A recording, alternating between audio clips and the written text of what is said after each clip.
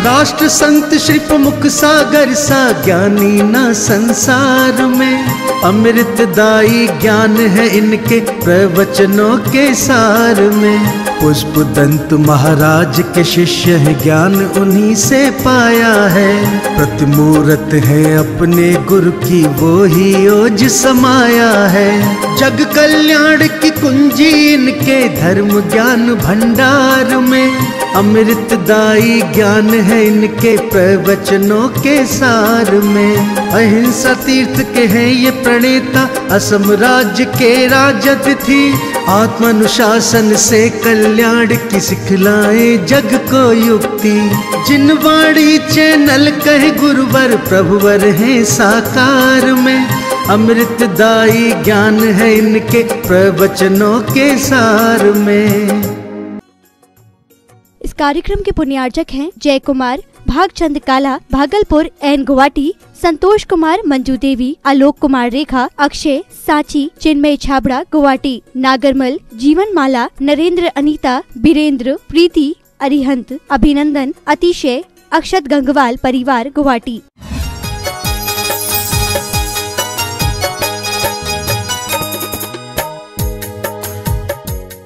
आग्रह रखेगा। सत्य वाला व्यक्ति अपने जीवन में अपने मार्गों को प्रशस्त कर कर आगे बढ़ेगा, अटकेगा नहीं। जहां तुम्हारे अंदर अटक है, जहां तुम्हारे अंदर लटक है, वहीं तुम्हारे अंदर भटक है। अटकोगे लटकोगे तो भटकोगे ये संसार में। सत्य वाला मार्ग बनाकर आगे निकल जाता है। इतना ही विचार करो अपने जीवन में। आचार्य हमारे समद्वदाचार्य रतनकांत साबकाचार्य में कहते हैं कि सत्य बोलने वाले के लिए 5 सूत्र दे दिए उन्होंने कहा। आचार्य कहते हैं स्थूल मलिकम न वदति न परान वादति सत्यति विपदी इद्यत वदंती सत्या स्थूल मिर्सावाद वैरवणम। आचार्य यहाँ पर कहने का प्रयास करते हैं स्थूल मलिकम। अगर आप अणुवृत्तों को धारण कर रहे हो, अगर आपने अल्प वृत्तों को धारण किया है, स्थूल रूप से झूठ मत बोलिएगा। ख्याल करके रखना, स्थूल रूप से झूठ मत बोलिएगा। छोटा मोटा झूठ होता है। स्थूल मलकम वदति, स्थूल रूप से झूठ मत बोलो। आचार्य यहाँ पर कह रहे हैं न वदति न परान वादति, न झूठ बोलो न दूसरों से बुलवाओ। हम कई बार खुद तो बोलते नहीं है झूठ। आप अपने बच्चों को कैसे झूठ सिखाते हो? एक पिताजी बैठे थे घर में, अपने बच्चे को पाठ पढ़ा रहे थे। बेटा झूठ बोलना पाप है। और हम लोग बचपन में कहते थे झूठ बोलना पाप है और नदी किनारे बोलते थे। और आप लोगों ने एक पिक्चर में गाना भी सुना होगा, झूठ बोले तो काले कौए से मैं मायके चली जाऊंगी। ये कौन कह रहा है? आप विचार करना, इसे अध्यात्म समझने का प्रयास करो।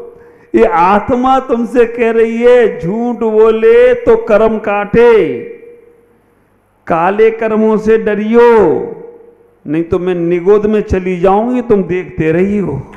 ये कहना चाहता है। और तुम वही लगाते रहोगे कि मैं मायके चली जाऊंगी। आप विचार करना, आत्मा तुमसे कह रही है कि झूठ बोले तो काले कर्मों से डरियो, काले कर्मों से डरियो। और मैं फिर वापस निगोद से निकली हूं, निगोदी चली जाऊंगी, तुम देखते रहियो, कल्याण नहीं कर पाओगे। अपना कल्याण करना है तो झूठ बोलने की आदत थोड़ी खत्म करो। पूर्ण रूप से महावृत्ति मुनिराज कभी झूठ नहीं बोलते। आप विचार करके रखना, ऐसा भी हो सकता है इस संसार में एक संसार में 1% झूठ ना बोलते हो कोई व्यक्ति। आप विचार करके रखना, संसार आप सोचते हो झूठ बोलने बिना संसार में काम चलता ही नहीं है।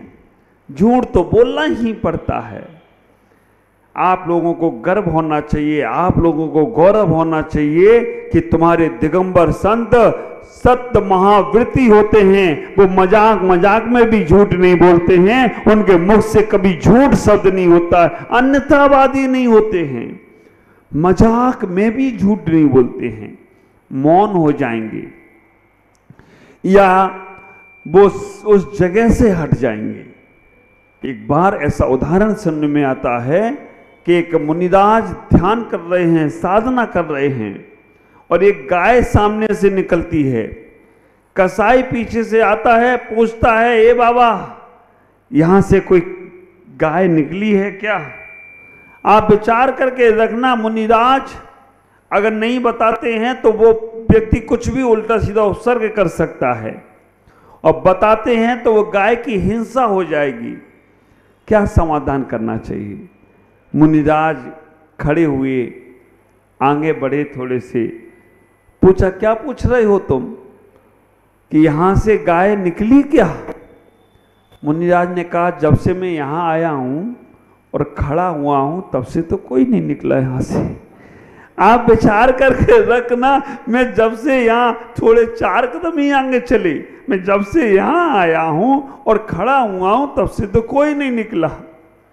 गाय भी बच गई और मुनिराज का सत्य महाव्रत भी बच गया हो तो कोई आश्चर्य की बात नहीं है। ऐसे होते हैं हमारे दिगंबर मुनिराज, मजाक में भी झूठ नहीं बोलते हैं। और आपको आचार्यों ने कहा, स्थूल मल्लिकम बदती, स्थूल रूप से झूठ मत बोलो। और आचार्य एक चीज और कहते हैं, ऐसा सत्य भी नहीं बोलो जिससे किसी के प्राण संकट में पड़ते हो।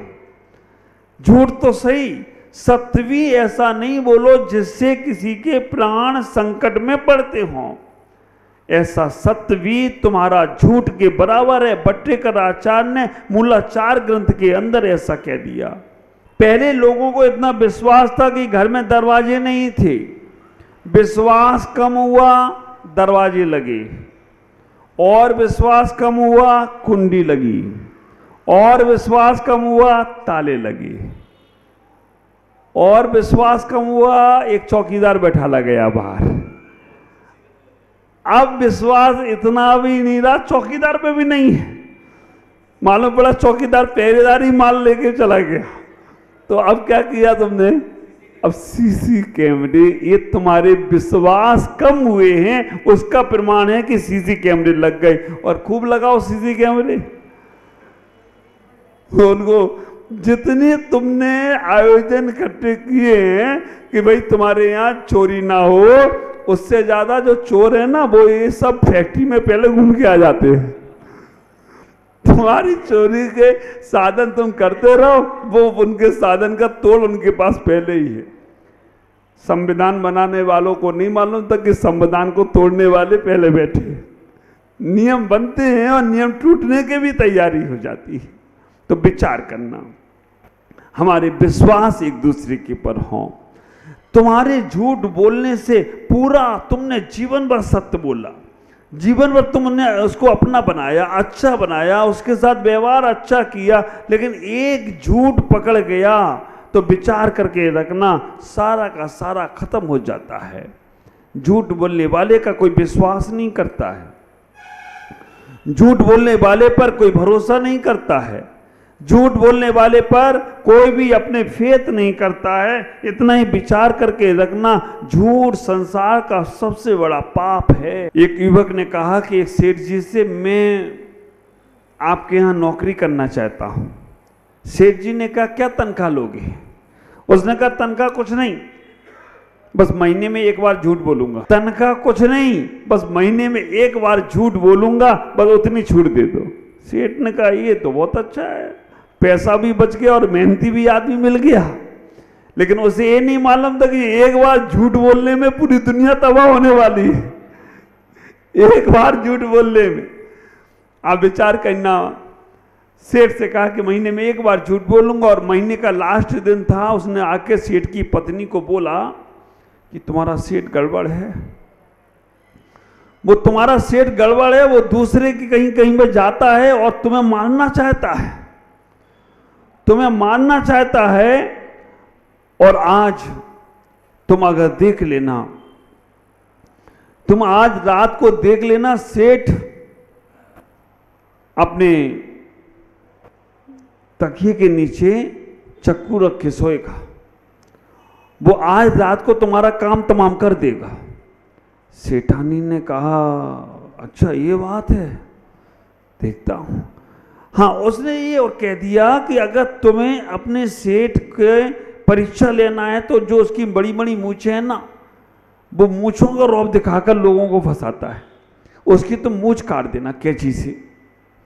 और कहा कि रात में जब वो सो जाए तो उसकी कैंची से मूछ काट देना।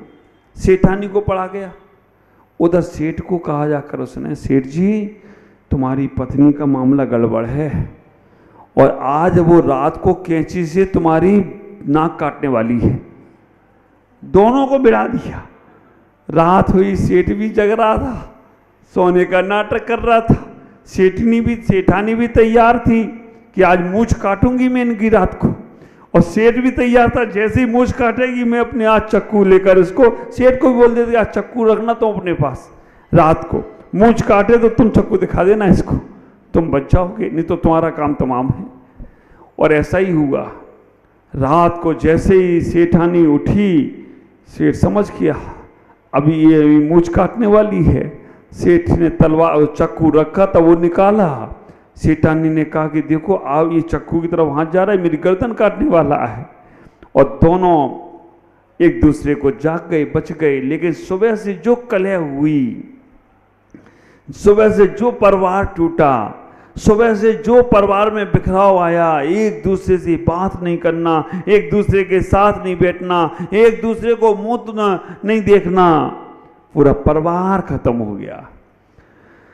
आखिरकार उस नौकर को बुलाकर कहा कि तुम यार सही बोल रहे थे, सेठानी बहुत ज़्यादा मेरे से तो बहुत प्यार प्यार की बात करी, लेकिन चक्कू कैंची से मुझे नाक काटने वाली थी रात को। और सेठ से कहा, सेठानी ने कहा तूने सही कहा, ये तो चक्कू लेके आए थे, रात को मार देते, तू नहीं बचाता। तो वो नौकर मुस्कुरा रहा था। उसने कहा मालिक मेरी तनख्वाह पूरी हो गई। पूछा ये कैसी तनख्वाह, अभी तो तुमने कुछ मांगा ही नहीं। उसने कहा मैंने कहा था महीने में एक बार झूठ बोलूंगा, मैंने झूठ बोला था, तुम्हारी पत्नी को झूठ बोल दिया, तुम्हें झूठ बोल दिया, तुम्हें लड़ाई हो गई, यही झूठ है। दोनों की बातें समाप्त हुई, सत्य मालूम पड़ा, तो फिर आपस का व्यवहार। तो मैं आपसे इतना ही कहूंगा कि जीवन में परमात्मा का धर्म, स्वाध्याय का धर्म, भगवान का धर्म, गुरुओं का धर्म के साथ साथ जीवन में सत्य का धर्म घर में लेकर आओ। अगर तुम्हें एक दूसरे के विश्वास जीतना है तो सत्य, और मैं कहना चाहता हूं अगर ये हमारे भगवान का सत्य व्रत सरकार स्वीकार कर ले तो हमारे यहाँ भ्रष्टाचार खत्म हो जाए, कोर्ट कचहरी खत्म हो जाए, अदालतें खत्म हो जाएं, जज खत्म हो जाएं, वकील खत्म हो जाएं, क्योंकि ये झूठ का व्यापार चलता है, गलत व्यापार चलते हैं, हिंसा, झूठ, चोरी, कपट, तो उसके लिए ये सब चीजें हैं। अगर सब लोग अहिंसक हो जाए ना तो विचार करके रखना, सेना की आवश्यकता ना पड़े। और कई बार तो मैं ये अपने प्रवचनों में कहता हूं कि भारतीय सेना अगर सीमा पे खड़ी है तो हिंसा के लिए नहीं खड़ी है, अहिंसा के लिए खड़ी है। अगर वो भारतीय सैनिक बॉर्डर पे ना खड़े होते, जब मैं पाकिस्तान बॉर्डर गया, कभी अगर मौका मिलेगा तो आपको शाम को देखने को मिलेगा, पाकिस्तान जब बॉर्डर गया और हिंदुस्तान और पाकिस्तान, और मैं एक पहला ऐसा साधु हूं जो पाकिस्तान अंदर तक होकर आ गया हूं। कोई पाकिस्तान जाना नहीं चाहता, मैंने कहा मैंने उन्हें भी सिखाना है। भले ही थोड़ी दूर गया लेकिन जाकर कह के आया। मैंने वहां पर इतना ही कहने का प्रयास किया, भारतीय सेना अगर सीमा पे खड़ी है तो अहिंसा के लिए खड़ी है। आपके जो चौराहे पे ट्रैफिक पुलिस वाला खड़ा है तो वो अहिंसा के लिए खड़ा है। वकील और जज बनते हैं तो वो अहिंसा के लिए बनते हैं। इंजीनियर जो होते हैं वो भी अहिंसा के लिए होते हैं। आप विचार करके रखना, सर्दी, गर्मी, बरसात, ये सब अहिंसा का ही प्रतीक है। सर्दी, गर्मी हो, बरसात हो, ये अहिंसा का ही प्रतीक है। क्योंकि सर्दी नहीं पड़ेगा तो अनाज आपका सड़ जाएगा। गर्मी में अनाज कहाँ रखते हो? कोल्ड स्टोरेज में, क्योंकि ठंडा वहां पर रहेगा तो अनाज सुरक्षित रहेगा। गर्मी ज्यादा पड़ेगी तो अनाज सड़ जाएगा। और आप विचार करके रखना, बरसात भी अहिंसा के लिए है। बरसात नहीं होगी तो अनाज उगेगा नहीं, क्या खाओगी। और आप विचार करना, गर्मी भी अहिंसा के लिए है कि अगर गर्मी नहीं होगी तो अनाज पकेगा कैसे। इसलिए आप विचार करके रखना, सर्दी, गर्मी, बरसात सब अहिंसा के लिए है।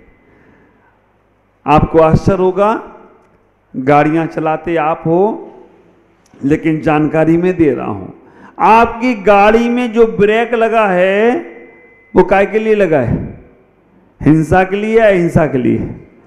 आपकी गाड़ी में जो ब्रेक लगा है वो भी अहिंसा के लिए ही लगा है, क्योंकि अगर ब्रेक नहीं होता तो रोज एक्सीडेंट हो जाते, तो कोई आश्चर्य की बात नहीं होगी। ख्याल करना, सीमा पर सैनिक हो, लाल पीली बत्ती, हरी बत्ती जो चौराहे पर लगी है वो भी सब अहिंसा के लिए ही है।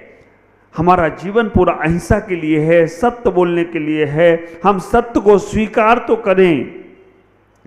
सरकार अहिंसा का सिद्धांत अपना ले तो आतंकवाद खत्म हो जाए। जितना पैसा सरकार देश की सुरक्षा के लिए आर्मी और पुलिस वालों पर लगाती है, आर्मी और बम हथकौले और एटम बम पे लगाती है, मैं कहता हूं उसका 10% पैसा अगर शिक्षा पे लगा दे, लोगों को शिक्षाएं दे दी जाएं, तो हमारे यहां से आतंकवाद जैसी समस्या समाप्त हो जाए तो कोई आश्चर्य की बात नहीं है। 10% शिक्षा पर क्यों? क्योंकि शिक्षा दी जाएगी तो आदमी का मन खराब ही नहीं होगा। आदमी समझेगा कि खुद की कीमत क्या है और दूसरे की कीमत क्या है। आप देखना, बड़े बड़े लोग जो आज आतंकवाद में हैं या और कोई गलत चीजों में हैं, तो इस कारण से हैं कि उनके पास ज्ञान नहीं है। जिहाद वो सोचते नहीं है कि क्या है, लग जाते हैं। सत्य को अगर स्वीकार कर ले सरकार तो हमारे यहां से भ्रष्टाचार खत्म हो जाए। झूठ बोलने के कारण से भ्रष्टाचार है। आपके घरों में, परिवारों में जो बिखराव हो रहा है, जो विश्वास कम हो रहा है, वो झूठ बोलने के कारण से हो रहा है। दिल जीतो, आप एक दूसरे के प्रति सत्य का व्यवहार करो। हाँ, सत्य बोलने की कला आना चाहिए। काने से काना कहो, काना जाए रूठ, धीमे से पूछ लियो कैसे गई फूट, चांद तोड़ देगा तुम्हारी। आप विचार करके रखना, हम एक सत्य बोलने की कला है। काने व्यक्ति से काना मत कहो, सूरदास का छोटा भाई कहो, कोई दिक्कत है? सूरदास जिसकी 2 नहीं है और जिसकी 1 नहीं है, वो सूरदास का छोटा भाई, खुश हो जाएगा वो। लेकिन तुमने उसको उल्टा सीधा बोला। अब विचार करना, बात तो वो ही है लेकिन बोलने के तरीके हैं। एक बूंद शराब भी कोई पिएगा तो नरक में जाएगा। एक पंडित जी के बेटे ने सम्राट को बोल दिया, इसमें लिखा है ग्रंथ में, एक बूंद भी शराब पिएगा तो वो नरक में जाएगा। सम्राट ने बोला, अच्छा, मैं रोज दावतों में शराब पिलाता हूं तो मैं खुद भी पीता हूं, नरक जाऊंगा। उसे जेल में डलवा दिया। पंडित जी आए, पंडित जी का तुम्हारा बेटा ऐसा बोलता है। पंडित जी ने कहा बिल्कुल सही बोलता है, जो एक बूंद पिएगा वो नरक जाएगा। तुम तो पूरी बोतल पीते हो, तुम थोड़ी नरक जाओगे, तुम तो स्वर्ग में जाओगे। हो गया काम, बंटाधार। विचार करना, ऐसी सत्ता तुम लोग चाहते हो। ख्याल करना, आज इतना ही कहूँगा। आपका जीवन मंगल में हो, वो सत्य धर्म तुम्हारे जीवन में आए, इसी के साथ आपका जीवन मंगल में होगा, आनंद में होगा। ओम नमः जगत।